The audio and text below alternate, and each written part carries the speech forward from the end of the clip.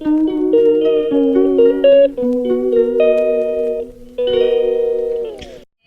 Back to my channel পারামিতার ব্লগে আপনাদের অনেক অনেক স্বাগত। ঘরে কাজ হচ্ছে দেখো, আর কতদিন পর তোমার দাদা ভাইয়ের সাথে চা খাচ্ছি আজকে একসাথে। গুড মর্নিং দাদা। Good morning.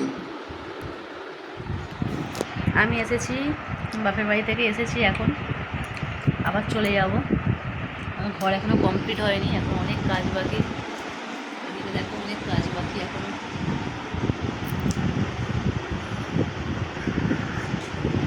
আমি একটু সবজি বাজার করে নিয়ে এসেছি, আবার যাব টাইলসের দোকানে,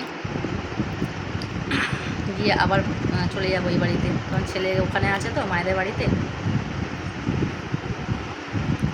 আর দেখো আমি অতিথি হয়ে গেছি বলে আমাকে প্লাস্টিকের ভাঁড়ে চা দিয়েছে, আর নিজে দেখো কিসে চা খাচ্ছে। নিজে চীনামাটির কাপে চা খাচ্ছেন, আমাকে দেখো, আমাকে ঘর থেকে তাড়িয়ে দিয়েছে বলে, আজ সকালবেলা চলে এসেছি বলে আমাকে এই কাপে চা দিয়েছে। দেখো বাড়ির ছেলে আর বাড়ির বউয়ের মধ্যে পার্থক্য দেখেছো তো? দেখো দেখো দেখো তোমার দাদা ভাইয়ের চায়ের কাপ দেখো, এই দেখো, আর আমার কাপ দেখো। বাড়ির ছেলে আর বউয়ের মধ্যে পার্থক্য দেখো, হিংসা হিংসা। রান্নাঘরের কাজ কিছুটা কমপ্লিট। মিস্ত্রি ও তো 9টায় আসে বললো দোকানে। ফোনটা ধর, আমাদের অবস্থা এখন ভাড়া ঘরের মতন হয়ে গেছে। কোনো রকম রান্না হচ্ছে, খাওয়া হচ্ছে। ওই কোন রকম রান্না করে খাই, ভাড়া ঘর হয়ে গেছে আমাদের। এই থালাটার মধ্যে কেটে নি।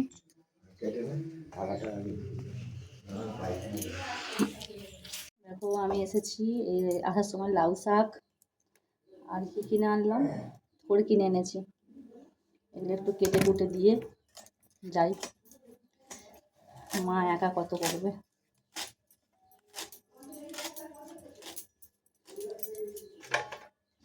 ঘরের কাজ হলে যে কি কষ্ট, এইভাবেই এখন থাকতে হবে কিছুদিন, এখনো ঘর কমপ্লিট হতে অনেক বাকি, বুঝলে তো? তাই একটুখানি আমি বাপের বাড়িতে যাচ্ছি, আর যাচ্ছি, ছেলেকে ওখানে রেখে এসেছি। আমি সকালে এলাম, ভাই ডিউটি এলো, ভাইয়ের সাথে চলে এলাম। হ্যাঁ ফোন করবে, হ্যাঁ ফোন করেও দিচ্ছি।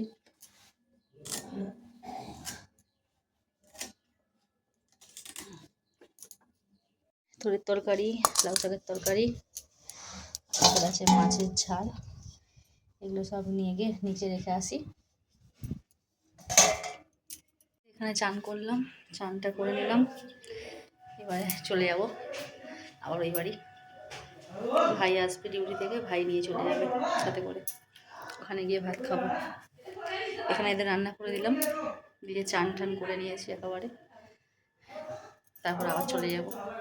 কাজ যতক্ষণ না কমপ্লিট হবে ততক্ষণ আসতে পারবো না ঘরে। আকাশটা দেখো শুধু, শরতের আকাশ, কি সুন্দর মেঘ ভেসে যাচ্ছে। আমাদের ঝিলটা পুরো ভর্তি হয়ে গেছে দেখো, ঝিলটা এদিকে পানা, ওদিকে হাওয়া গিয়ে গিয়ে সব ভর্তি হয়ে গেছে, ওইটা পরিষ্কার হয়ে গেছে।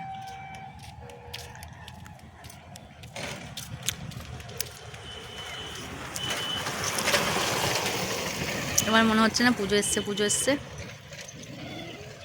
সুন্দর আকাশটা।